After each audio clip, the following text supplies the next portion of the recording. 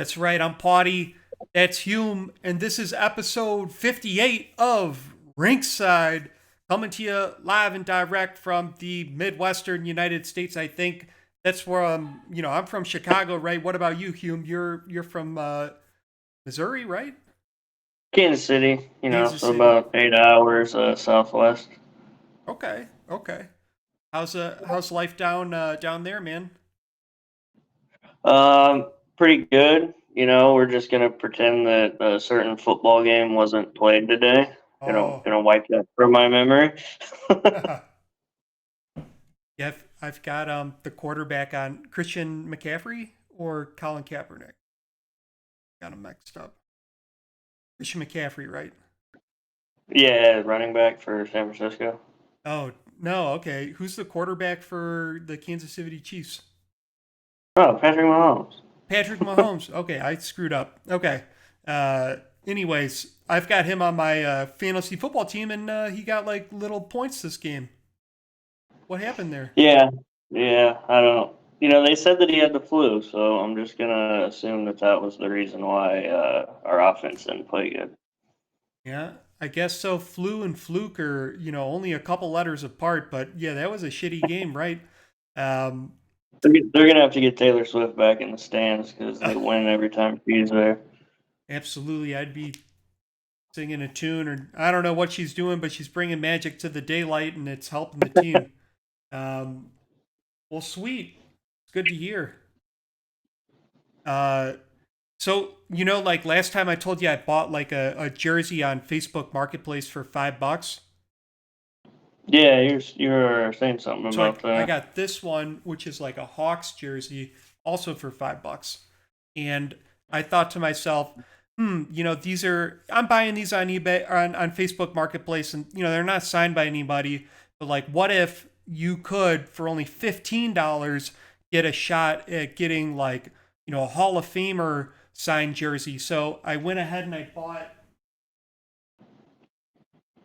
let's see, two of these boxes of they're like the Hit Parade, which is like an agency that like distributes, game memorabilia, and I secured us number 97 and 99. So there's only 100 of these boxes produced, and I got two of them, and I've already lined up like one of them with a select people and goals that kind of made the short list, but I'm thinking either maybe the Rinkside crew might want to get together for the second box, or the general goals community. We might have to do it live. We might only open up one box, but I did want to make it like kind of an engaging experience to those that tune in. And this is going to be on Friday at 9 p.m. Central. So this upcoming Friday, we're going to have like a giveaway kind of going throughout there. And to show you, we got some value. We got this 2023 Series 1 Upper Deck cards going to be given away, as well as these 2021 Young Guns. Those are probably pretty hot. We've got some Pokemon cards, some basketball cards, football cards, baseball cards, trying to make it, a fun time for everyone. But I'm Hume, I know, coming for that Pokemon pack. I'm yeah, coming baby, for I got it. I got that Hollow Mewtwo. Uh, but Hume, I know you're signed up, man. I appreciate that. Are you? Is there like a player you got in mind, or are you just kind of open to winning anything? I mean, honestly, yeah, just anything. You know, um, I really only follow the Flames, so I'd be super stoked if I got anybody on the Flames. But other than that, Yeah, a win's a win. It's one of those things. It's kind of like buying a scratch off ticket. I'm not gonna be mad if I only win $1 out of it. absolutely. Anything you can take home and wear if you really want to, I think's a pretty big win. So again, that's the coming this Friday at 9 p.m. We've got the signed hockey jersey break. Uh, I don't know if it's hosted by Rinkside. It's certainly not hosted or sanctioned by Goals. This is a different venture, but it might be from Solos Collectibles, a partner of ours. So coming through, $15. Hope you guys tune in. So let's talk about goals for a minute. and we can head into the standings here as we pull up what's going down with the conferences. Hume, I know that in the Rocket, we've got almost all teams populated, and to see Tennessee barging in with 17 points ahead, 3 points of Las Vegas, that's got to be surprising. What are your initial thoughts on that? Yeah, I like to see some new teams, at the top of the standings and the conferences. And Tennessee, in my opinion, has been one of those teams that has looked good, for years on paper, but just hasn't, as far as I'm concerned. I'm not trying to like dunk on them or anything, but like they haven't hit the levels that I think they should have with the talent that they have on that roster. So it's nice for me to see them finally, I guess living up to their potential. Absolutely taking it out of the backwoods into the mainstream lighting. Tennessee coming in true with 17 points. Great to see them on the board. Tied with Las Vegas, we've got Alaska with 14 as well, but they've only got 11 games, so they got that mystery game. What could it be? Could they be ahead? They're certainly still behind Tennessee unless they somehow manage to score 3 points in a single game. They get the elusive 3-point game. And then, Yeah, that's yeah. gonna be just a tight race for the top of that division.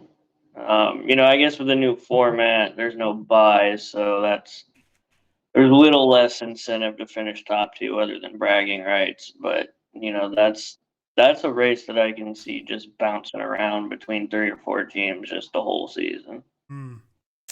Absolutely, just a juggling contest. Which balls are in play and which ones are on the sideline to be told. But I can tell you when it comes to that tier kind of right below 17 and 14 points, we've got 12 points, and it's a three-way lock between Columbus, Honolulu, and Manitoba. So pretty interesting there to see. We've got an expansion, another expansion, and another expansion, all tied for fourth in the Rocket. Pretty interesting, right?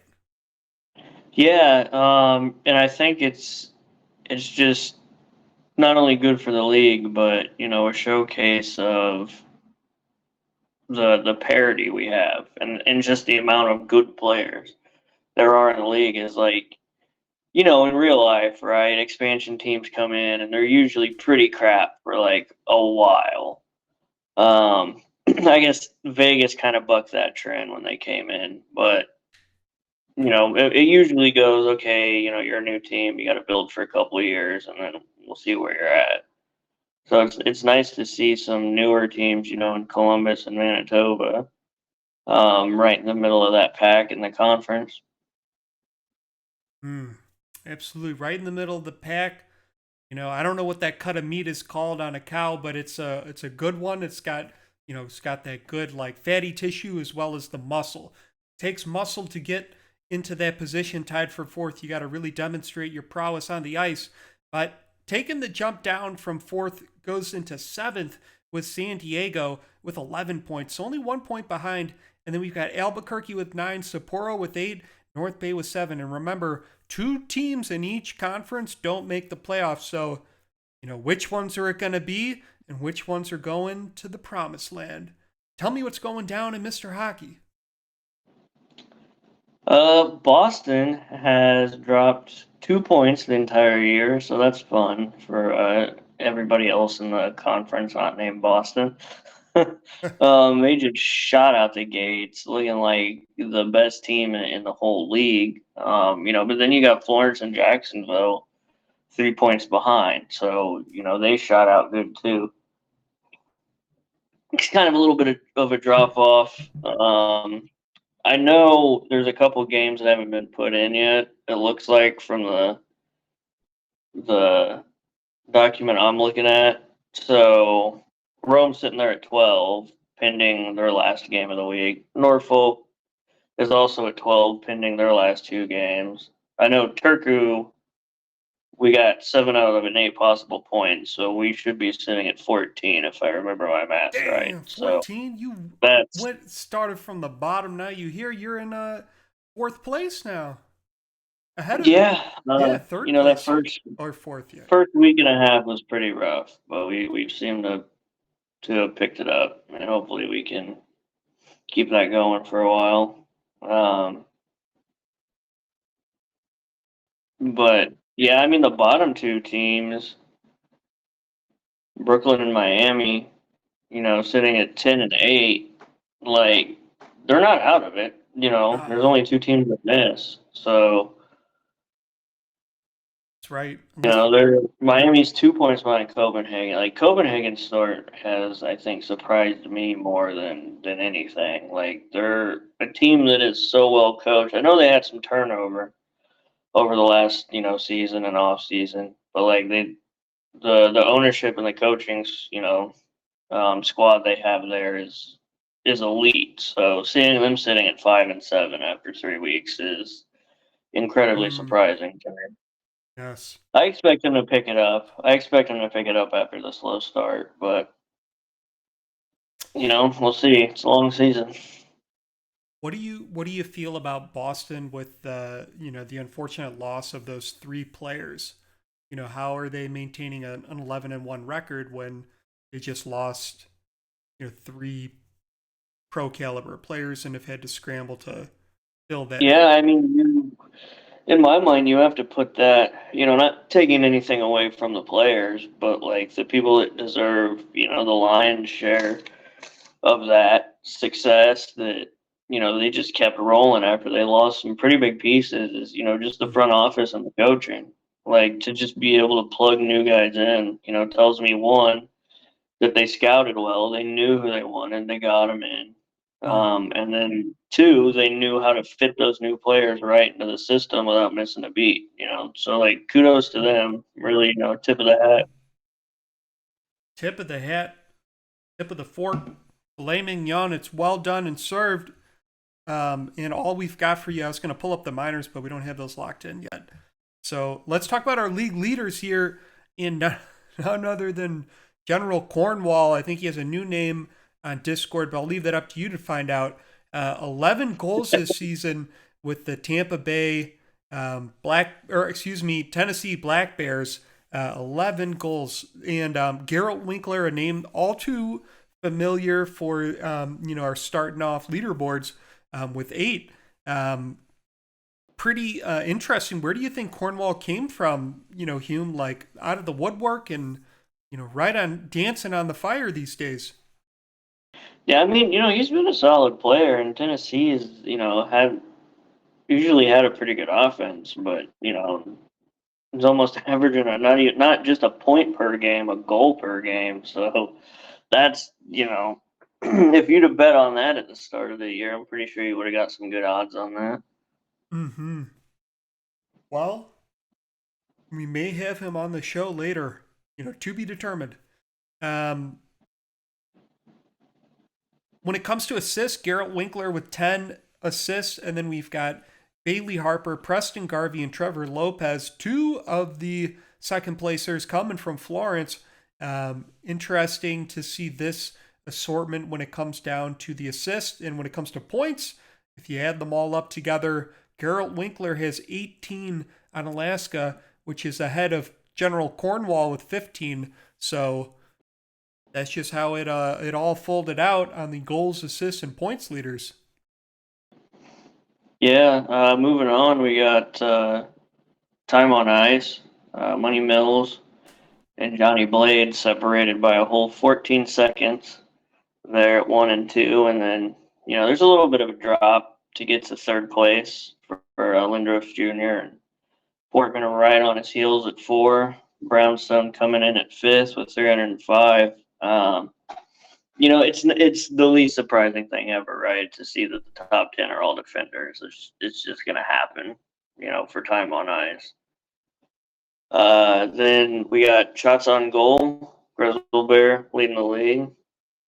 Fab Freddy right behind him, tied with Odeon Muldoon.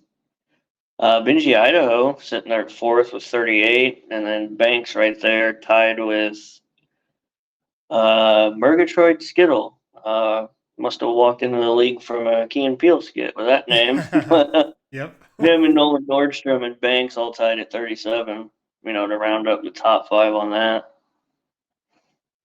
We got Flame Dragon and Racer X just killing it on the power play goals with 4 apiece. That's a power play goal every third game. And then just a bunch of people tied for third place. Beamer, Lindros, Cornwall. Makes sense. You lead the league in goals. You're probably going to have a few power play goals.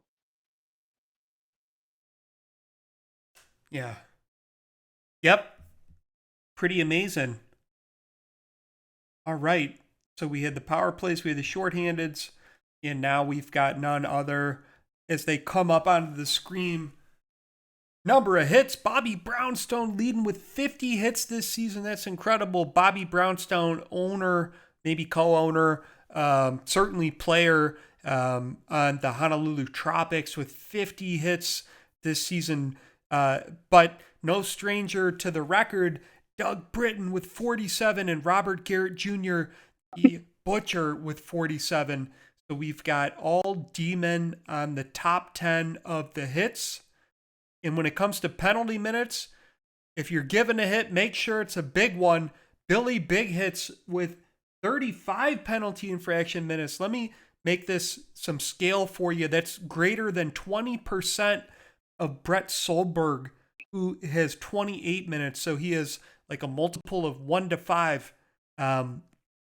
Greater than Brett Solberg with 28. So need to see more penalty minutes from Brett Solberg if he's hoping to, win the penalty minutes leader list.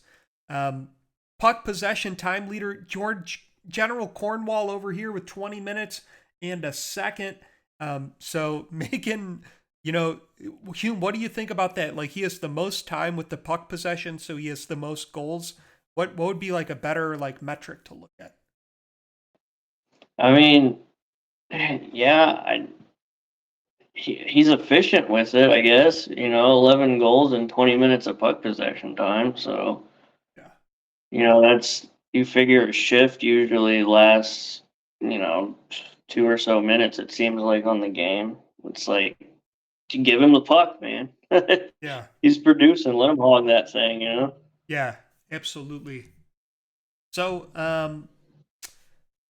when it comes to the plus minus best, we have JQ. I got to say, that isn't like a common name we talked about last season. JQ with 14 this season on the Florence Firebirds. And then Alexa Svechnikov tied with Squib Squibbles, all on Florence with a plus 12 and a plus 12. So Florence is rocking the plus minus these days. Yeah, that's, pretty surprising to see 3 people from the same team in the top 3. But good on them. I mean, that just means Florence is scoring goals and not letting many in, at least when it's 5-on-5. Yeah. Well, what are they doing on the goalie side of things? Duncan, once again, I think every week he's led the league in saves. McBride seems to be catching up on him, though, only 19 behind. Baby Deer for Columbus coming in almost, 40 behind that with 262. Base for Honolulu, 258. And Sapporo's goalie, shots and stopper, coming in with 252. So, I don't know what really like the ideal amount of saves you want your goalie to have, because that means they're seeing a lot more shots. But I guess if they're seeing a lot of shots, you want them to make a lot of saves. Mm. Yeah. Speaking of saves and the percentage of which makes them, Lashinger again on top. It came down a little bit to a more earthly 9.24 instead of the 9.95 something he had the other week. But BB Deer in second place with 9.10. That's a young goalie. You look at the rest of the goalies on this list, and most of them are season 1, 2, 3 guys, right? So that's cool to see. Younger player sitting there at second in save percentage. McBride coming in at third. So, not only is he making 300 saves, he's saving 90% of the shots that come in on him. You like to see that. We got Puckstopper and Brody sitting there at a 900 save percentage, tied for fifth. Which it's kind of, I mean, it's honestly a little surprising to me with just the talent that this league has in goalie, that there's only 5 goalies with a, 900 or better save percentage. Hmm. So saves are like how many times the puck was shot at the net and it didn't go in, and the goalie like deflected it or something. Yeah, it's like if there's a shot on goal and it doesn't result in a goal, the goalie gets a save for that, I believe. Okay. So I'm looking at Douglas Brown, who's Miami's goalie, and like, let's be honest, like a newer guy to the league, was a rookie 2 seasons ago. We try to like minimize the amount of shots that go onto him, but he's still the number 10. Now, in relationship to save percentage, like just because you get a high number of shots doesn't mean you have a save percentage. That would be more of like an aptitude of how well you're doing, not like a in relation to how much production you're getting or chances, right? Yeah, and it's one of those stats that when you just look at it on paper, it's hard to tell like the full story just looking at the number, because like, okay, so you might have a goalie with like a, very pedestrian save percentage, but like he could have a young and experienced defense in front of him. So he's facing shots that, Mm. more shots that like no goalie's gonna save, but he still gets dinged for it. Or, Oh. not saying that this is the case, but like you could have somebody with like Lassinger with a 9.24, right? Well, maybe he's just got the 85 Bears defense in front of him, Mm. So Yeah. like every shot that somebody with a really high save percentage takes could be, just a one that they see all the way. It's not coming from like a cross crease, one timer or something like that. Like it's a good metric. It's got its usefulness, but it doesn't tell the whole story. Yeah. Okay. Well, what about shutouts? What are going down in those? We got Lashinger and Twin Screw tied for first with 2. And then Drury, Bacigalupi, Raccoon, Brody, Duncan, Waters, and Stonewall tied for 1, which, as the league gets more firepower, you're going to see a lot less shutouts because, teams are going to be more, every line, 1, 2, 3, 4, is going to have the capability of putting it in the back of that net. So I'm not too terribly surprised to see that there's, not somebody sitting there with like 6 shutouts already or anything. Yeah. Yeah. Yeah. That's true. Yep. I don't have a lot of commentary on that one, Hume. Then you look at the goals against, like obviously if you lead the league in save percentage, you lead the league in shutouts, you're probably going to lead the league in goals against. 1.42 is just an astronomically low number. Um, then Stonewall's coming in at second with 1.89, and I'm not seeing him on the top 10 on saves, and he's 10th in save percentage. So, that's just a consistency right there. He's not having too many games where they're putting, 4 past him. Hmm.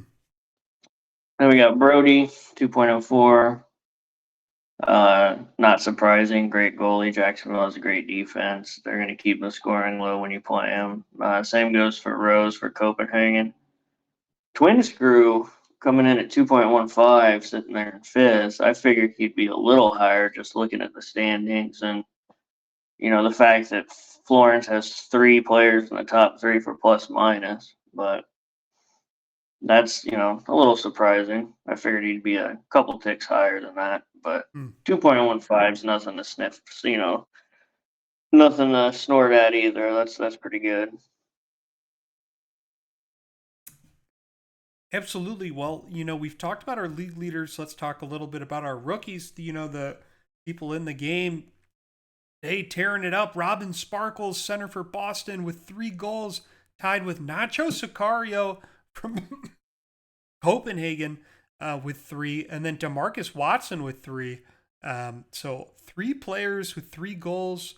Um, Watson from San Diego. So pretty cool to see that. Let's see. We've also got assist Jamal Goodman. So I think there's a Saul Goodman in the league. This one, Jamal, 4 assists. Second place going to Alex Winters and Nacho Sicario with 3 a pair. So kind of gives you both sides of the equations. If you were to add up top performing players in goals and assists, you'd come to the points leader with Nacho Sicario with 6 points, leading ahead of Alex Winters and Robin Sparkles with 5 and 4. So good demonstration of early prowess on the ice, and hope to see these players continue to have success out here. Yeah, half a point per game as a rookie is not low at all. That is a number that you should be proud of, just because coming in as a rookie, you're naturally gonna most likely gonna get less ice time, so you're gonna have less chances to get points. So if you can get a point every other game as a rookie, you are very much an asset to your team. Yeah. So good on Nacho for just coming out of the gate hot. Yeah, good for Nacho. So um, right on. Well, that came to our transactions of the week. Rawiri Morgan going to the Prague Sabretooths, James Hogan to the Stockholm Stags, Ivan Gonzalez to the Vienna Hens, and Vincenzo Marino to the Zurich Hawks. With 5 fire emojis so far. This post is trending. These players going to be hot in the league. Hume, I wanted to thank you for hopping on again. Did you have any closing thoughts for our viewers tonight on episode 58? Not too many, other than I do like seeing it seems to be every week there's at least one person, in the transactions joining the league and getting sent to the minors. So you love to see that. It's good for the league, and the more players we get, the more teams we can end up getting. So, um, I like seeing the rookies showing out. I think that's just good for the health of any league is to have those young players come in and do well. And hopefully Turku can keep this little hot streak we got going next week. Keep that hot streak going and start your own hot. That's right. Got the crazy Jersey break coming in live on Friday at 9 p.m. Check your local cable listings, and it might be on pay-per-view because this is going to be an epic event. And once again, this was episode 58. Signing you out. Thanks for tuning in.